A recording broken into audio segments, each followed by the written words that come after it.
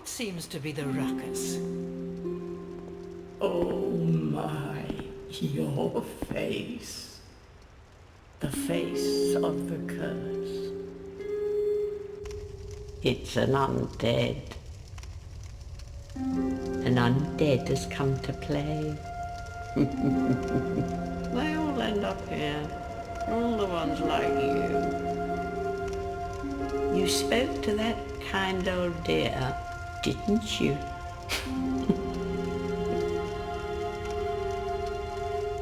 You're finished. You'll go hollow.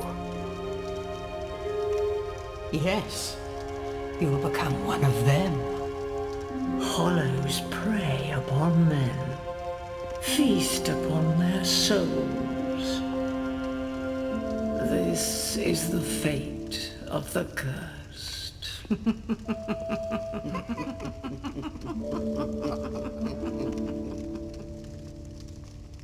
Ah yes, Dark Souls 2, the Black Sheep, the one that forked its own path in the Souls franchise, the most divisive game in the whole franchise, and one that is somehow still good. It is one of those games where even if it's objectively the worst, it's still a great game in its own right. For me, Dark Souls 2 was the first game to give me that sort of impression. There's a lot of good games out there that are comparably the worst when pressed against their sequel or prequel counterparts. We tend to find more unique reasons for going back to them, but every time we revisit, we recognize more and more of the mistakes that gave said game its Black Sheep status. Black Sheep isn't always a bad term, but it's always different. It's not the thing we hoped for, and Dark Souls 2 was not the game I was hoping for at the time. Very few games can simultaneously satisfy and disappoint you. Dark Souls 2 is the epitome of that, and yet I still find myself coming back to it. In fact, it's generally mandatory for me whenever I do a Souls marathon. The first game was incredibly impactful. For all the missteps that it took, it came out with more good than bad, and has changed the course of action RPG games forever. Whenever people look at satisfying combat in games, the Souls titles generally come to mind. But even the Souls games has its downgrades, its downsides. Dark Souls 2 in retrospect falls into that category. The more I play it, the more inconsistencies I notice, and yet I still find reasons to play it, because it really is a good game that has some good things going for it. Dark Souls 2 back in 2014 was like a answer to my prayers. As I searched the barren wasteland in the hopes of finding another game like Dark Souls, I had found other games that also had satisfying combat, but it just wasn't the same. Nowadays though, it's no longer an issue. You can find heaps of Souls-likes on the market. In the past, this was a different story. It was frustrating to find pretty much nothing out there. The only other one that I found back in 2014 that was close to the mark was Lords of the Fallen 2014. Its weighty and Souls-like combat was what helped kickstart the Souls-like trend of games aspiring to be like Souls, hence the term Souls-like. Back then it was a decent game, but that was only because there really wasn't anything else like Dark Souls at the time, unless you count Demon Souls. And now, Lords of the Fallen 2014, by today's standards, is very mid. It's honestly not worth playing. In fact, I would recommend just playing the 2023 version instead. It is much better. Dark Souls 2 was my anticipated game back in 2014, and I had my money waiting right for it. I purchased it on the 360 and immediately got to work. Like before, I would warm up to the game and get a feel for it. The same feeling of not knowing what you were doing was there, at least for a little while, but when you play something that is very familiar, or if you've come from Dark Souls 1, all of that experience then transfers over, giving you a solid foundation to get through the early parts of the game without too many issues. I wasn't as lost in Dark Souls 2 as I was in 1 because of the familiarity of its gameplay and its world design, which we'll get into later. On the surface, it was like playing through Dark Souls 1 all over again, creating my character, rolling through enemies, dying and dying some more, but this game was in a new place. Lots of new everything, new enemies, bosses, a somewhat different storyline from before. You see, Dark Souls 2 is different for a lot of reasons, all the way down to the development team. Miyazaki, who was behind the first Souls game, was busy cooking Bloodborne for Sony, while another team was working on Dark Souls 2. This means that the team that worked on Dark Souls 2 had relatively different visions for what 2 was going to be. It's reflected in the gameplay, the approach to the combat scenarios, the stat changes, its approach to the story, world design, the lore, and more. It's a game that acts as a sequel but is in reality a self-contained experience. It doesn't have a great deal to do with the first game other than to save a few things. You still have souls, a bonfire, Estus flasks, fallen kingdoms, tons of bosses, weapons and enemies, PvP, NPCs with depressive tones, and this game would be the first to have, well actually since Demon Souls, to have a maiden that helps you out on your journey. This is in complete contrast to Dark Souls 3, where that game feels more like a direct sequel than 2. Dark Souls 2 is one of those boats that veers off from the fleet and decides to chart its own course. That is Dark Souls 2, and it's something that you'll either like or you won't. I basically wanted more of Dark Souls 1, and instead I got something that was a bit different. The more I played it, the more apparent this reality became. It's fine to do things differently. Just look at the Doom franchise, most notably at Doom 3. id Software didn't just want to make another Doom 2 with better graphics, but something that reflected the changing course of the FPS genre, a more story-driven experience with impressive visuals. Was it successful? Yes it was. But was it a divisive product? Yes it was. It was still Doom on the surface, but it just wasn't the same. That is Dark Souls 2. It's just not the same. Its gameplay has a more floaty and slower paced approach to everything.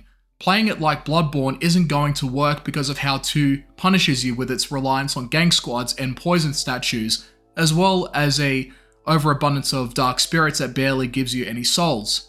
The game is more about taking your time with areas, not getting too ahead of yourself, which in effect makes this game slower than 1 and 3. This approach is applied to every area. The moment you reach the Forest of the Fallen Giants, it basically shows you what you're going to be dealing with for the entire game. The other Souls games do have groups of enemies and gang positions as well, but this game really takes it for a ride, and you'll be faced with multiple groups all of the time, which is where aggro pulling comes in. When it comes to the combat itself, it's honestly a mixed bag. The moment-to-moment hits feel great. Smashing someone with a great sword feels amazing, landing a powerful hex spell and seeing it delete a boss is gratifying, but everything else in between presents some glaring issues. For starters, the camera system. Locking on in 1 was fine because a lot of engagements could be isolated and you weren't always overwhelmed with groups. But in 2, you're often dealing with multiple opponents to the point where the lock-on camera is more of a hindrance than a tool. This is why I started to play without it, and ironically it made the game much easier to handle. This is especially true in some of the gank boss fights you'll be faced with, where you need information of the other opponent's whereabouts. The lack of proper ragdolling was another thing. You have only half a second to play around with your fallen foe before you can no longer interact with it. They would bring this back in 3, but it was disappointing that they didn't implement it in 2, even if it was gimmicky. Enemies also have this really annoying tendency to do a charge attack when you try to get some distance in order to heal at a snail's pace. There's been a lot of times where I died because of this false sense of security the game made me develop. These kind of attacks will be in the back of your head after it happens to you for the first time. While it's really annoying, it just means that you have to be more critical of when to heal and when to disengage from the enemy. The movement is somewhat stiff with its animations, but is dynamic in its function. You have 8 directions that you can now move in, which makes for more unique maneuvers or dodges. This also makes for more precise platforming, something that the series has never really been good at. But to really utilize it, you need to stop using the lock-on system so that your character has more freedom to move around. And like I had said, there are so many group fights in this game that the lock-on camera becomes an enemy of itself. However, the combat in general is still enjoyable, and power stancing is one of the game's best features, making dual wielding an actual way of playing, whereas in 1 it absolutely sucked. Basically, you get 2 similar weapons and hold the button that switches from one hand to 2 hand. You'll see your character's stance change. Attack with your left and you'll be seeing it spring to life. The only caveat is that you have to pump a few more stats into strength and dexterity to use power stancing, depending on the weapon you're using as well. But it is definitely worth it if you're willing to grind a little bit more. Dark Souls 2's combat is still very enjoyable, especially in PvP, but it's just different from what 1 and 3 do. The game is simply its own beast.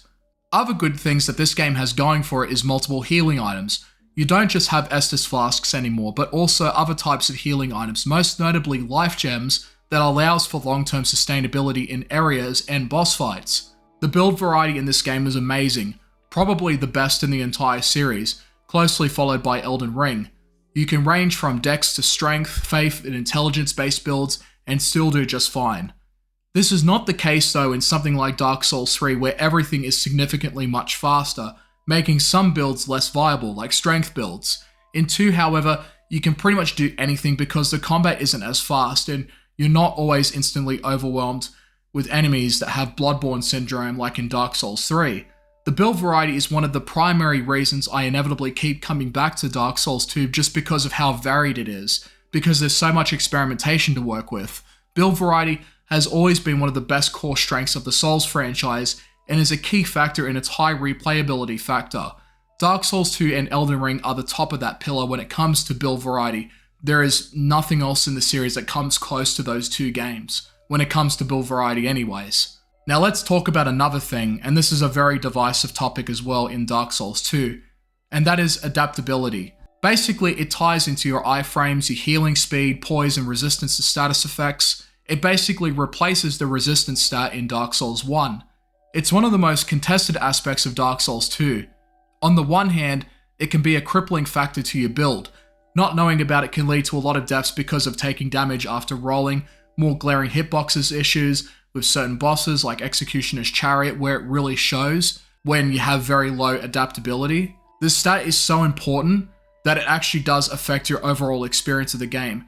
I would say that in order to have a much easier time, you need to raise the adaptability stat to the point when your agility is somewhere between 90 and 100. Afterwards, you can then focus on the rest of your build. The adaptability factor also makes this one of the hardest, if not the hardest game to do a strength level 1 run on. There are some reasons for why adaptability was implemented in the first place. One possible reason is that because of the overabundance of souls from enemies and bosses, players can max their stats much quicker. Allocating points to adaptability prevents players from steamrolling too early. But even if that was true, it doesn't really stop you from getting the ideal build that you want fairly early anyways, because of how many souls that you can get. Adaptability forces you to pick your poison, either max your stats early or max your dodge roll frames early. It all leads to the same conclusion anyways. The game is much harder when you don't level it up. Just look at what strength level 1 players have to go through when they touch upon Dark Souls 2. But when you do level up adaptability, it becomes much easier, and that's the thing. Dark Souls 2 isn't necessarily that hard. Like the first game, it's hard when you don't know what you're doing. But the more information you hold and the more you memorize, the easier it is. It's no different in 2. Being a healthy World of Warcraft player is much harder. Soloing Warrior to 60 in Hardcore WoW is harder. Sekiro is harder. Dark Souls 2 is not hard. It's more annoying and frustrating than hard. Look at the Iron Keep, the Shrine of Amana, the optional DLC areas, the Drake Keepers in Dragon Shrine, Varangian Dual Wielders in Old Man's Wharf, and Hyde Knights in Hyde's Tower of Flame, the ones that carry spears. They all encapsulate all of the worst aspects of Dark Souls 2. Whenever I deal with these enemies or those areas, my priority is to get the fuck out of there as soon as possible. And as for the optional DLC areas, I'm just going to say this. I've done them all once, and I never ever want to do them again. Enough said. The areas in general have some nice atmosphere and scenery to appreciate, but the disconnection is what makes it not as well designed as in 1. In Dark Souls 1, every area was part of one vast local network, whereas in Dark Souls 2, it feels like you're trekking across an entire continent. This was probably the easiest way to develop the game's open world in contrast to 1's interconnected approach, but it was incredibly jarring going from a jeweler, seeing Hyde's Tower of Flame far away, only to reach it after a couple of rooms, or the infamous shift from Earthian Peak to Iron Keep. The variety here is great, but they're so different that it's hard to believe that they even operate in the same area. Dark Souls 3 may be identical in a lot of areas and a bit more simplified in its design, but I like to think of it as one big giant organism with similar layers, rather than the colourful but disjointed display of pieces that Dark Souls 2 has. The design itself doesn't really bother me that much personally, because while there are things that disappoint me, there are things to still enjoy in the environments themselves, and they have some great atmosphere. As for other things, the power stancing, the build variety, more ring slots, more healing items, dynamic movement, These are all pluses in Dark Souls 2. And also another thing that this game does really well is New Game Plus. This game does it far better than 1 because not only does it change up the points to health, but it also presents new encounters and enemy placements. This makes each New Game Plus playthrough different from the last one, and you're not immediately swept into it either. When you finish the game, you're just launched back to Majula, and you have the option to continue or keep playing your current playthrough. The bonfire aesthetic is an item that lets you reset areas too, but launches the area into New Game Plus, and a +1 is added each time you use it. This is used because enemies eventually despawn after grinding. This was more likely an attempt to prevent overleveling, but this can be negated by joining the Company of Champions, which allows for infinite spawns but has some caveats of its own. As before, summoning and PvP and covenants are also in this game, and you have a lot more covenants this time too. And the PvP itself is the best in the whole trilogy, primarily due to its build variety and balanced gameplay in comparison to what you see in 1 and 3. Not that many people play it nowadays, but you do occasionally see some spikes in the numbers, especially in the Return to Drangleic events. I'm not really a PvP guy personally when it comes to the Souls games, but if PvP was a main factor for playing the Souls games, then I would be playing Dark Souls 2 for that. It only just needs more players to appreciate how good it actually is. As for boss content, it's very inconsistent. There's a lot of simple and mid bosses, and there's a select few like Sin, Fume Knight, Sir Alone, Velstadt, Lost Sinner, Looking Glass, Dark Lurker, Smelter Demon, and Burnt Ivory King that were standout fights in the game. The rest are just eh. Some like Executioner's Chariot are interesting by design, but to get to the more interesting fights you have to get through a lot of underwhelming ones. This makes 2 the weakest when it comes to boss content. It's a case of quantity over quality, and sometimes more isn't always good, which is the case in Dark Souls 2. The only reason I even go for the mid bosses are for their souls drops, not because it's a fight that I'm looking forward to. And some I skip entirely, like the optional DLC bosses, because they're reskins with bullshit boss runs that's more trouble than it's worth. The final bosses absolutely suck. In some way, it's even worse than the final boss in Demon Souls, because at least in that game, the boss doesn't have a metric ton of health and it's over before you know it. In Dark Souls 2, you fight 4 bosses if you're playing Scholar of the First Sin, 3 in the original. The first 2 are okay, Throne Watcher and Throne Defender, but the last 2 are incredibly awful, and are even more underwhelming than the final boss in Dark Souls 1. The quality of the final bosses in 2 only reinforces the underwhelming state of the boss content that is in Dark Souls 2. Some of the best boss fights come much later on, and honestly, that is not a good sign, especially when you look at the first half of Dark Souls 1 that had some great and memorable fights even before reaching Analondo. In fact, the DLC in Dark Souls 2 is generally much better than the main game itself. Areas have great designs and some fantastic bosses that further enhance the already interesting lore and story of Dark Souls 2. Speaking of which, the lore and story of 2 is actually really good. It presents ideas and questions that the third game doesn't present. It leads the game into being its own bubble rather than piggybacking on the first game like Dark Souls 3 does. There's already tons of lore videos on 2, so I'm not going to delve too much into it. In saying that, it's another reason why I come back to 2, because rather than just being another chosen undead, you're just another undead looking for answers, only for it to lead to more complications to the point where you don't even remember what you were doing in the first place, and that's a big theme of the whole game, losing your memory. There's a few other things that the game comes with, and even brings back one particular element from Demon Souls, and that's the half-health status effect from dying. In Dark Souls 2, each time your character dies, you gradually lose more health. You can get it back by using a human effigy, which is basically humanity in this game. Also, when you're hollow, you're still prone to getting invaded by other players.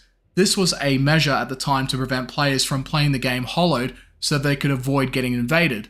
Soul Vessels are another great addition. If you're unhappy with your build, you can use a Soul Vessel and respec. This also enables the ability to experiment with different builds without having to create another character, which only adds to the replayability factor of Dark Souls 2. Opening up the menu is more intuitive. You still can't pause, but you can move your character around while using it. The torch mechanic allows for some interesting lighting effects and is really useful for when you go through the gutter. And the whole lighting system was a huge selling point of the game when they first showed it at E3. It was also the time when the noticeable downgrades came into effect upon the final product. People could immediately see the differences between the final release and the E3 version, and it was really disappointing, that it became the case. However, there are now mods that you can find on the PC version that improve the visual fidelity of the game. In fact, there's tons of mods for this game, and some drastically overhaul the experience. I'll provide some mods in the description for anyone on PC that's interested. When it comes to Dark Souls 2, I bounce around like a beach ball, going through all the frustrating and annoying sections, having to level adaptability, getting through okay areas and bosses, and yet I bounce back because of all the things that it does right. It's the weakest link in the series and still one of the best games I've played. It's very rare for a game like this to exist because when a game is really disappointing, you tend to never play it again. But with Dark Souls 2, I come back for more because of what it does offer. It has fantastic build variety with armor and weapons, a soundtrack that's just as good as the first one, great atmosphere, interesting story, lore and characters, power stancing, great PvP, and some fantastic DLC content. And Majula is probably my favorite hub area in the entire Souls franchise because of how beautiful it is. But the baggage that it does come with does ultimately hinder the experience from the potential that could have been Dark Souls 2 without some of the issues that holds it back. And time has only made the game less favourable compared to later releases, like in Dark Souls 3 or Sekiro, Bloodborne or Elden Ring, which are honestly just much better in comparison. But when I come back to Dark Souls 2, it's for specific reasons, and there are definitely some things that it does much better than the other games, like for instance the PvP. I appreciated that the team wanted to make something different this time around, and it's really difficult to appease the audience at the same time when doing this. I still think, however, that even with its missteps, they still managed to pull off a great game that's different from the bunch, and has its own qualities that appeases to different types of Souls players. Would the game have been different if Miyazaki helmed the project himself? Well, if anything, it would have been like how Dark Souls 3 is a lot like Dark Souls 1, which means that Dark Souls 2 wouldn't really be Dark Souls 2 anymore. It's a game that still deserves its place in the community, in the Souls universe. Don't listen to people that tell you to skip this game. In fact, disregard anything they say afterwards. It may be the weakest link, but it's still an important link that develops a deeper appreciation into one of the best franchises ever made, and is a testament to still being able to make a great game even without the deified entity that is Miyazaki taking the reins. If you're new to the Souls franchise, I implore you to not ignore Dark Souls 2 and complete the trilogy. So boot up the game, level up your adaptability, suffer in the Iron Keep and Shrine of Amana, use OP magic and power stance great swords, and have fun doing it. Stay tuned, and thank you for watching.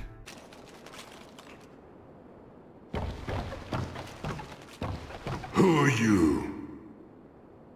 I, Gavlaan. Gavlaan wheel, Gavlaan deal. My name is Pate. I journey hither and thither on a sort of treasure hunt, you might call it. Be careful out there. There's talk of unsavory bandits who prey upon travelers like yourself. Oh yes, you be cautious if you go any farther. There's treasure in there for certain, but the entrance locks from behind.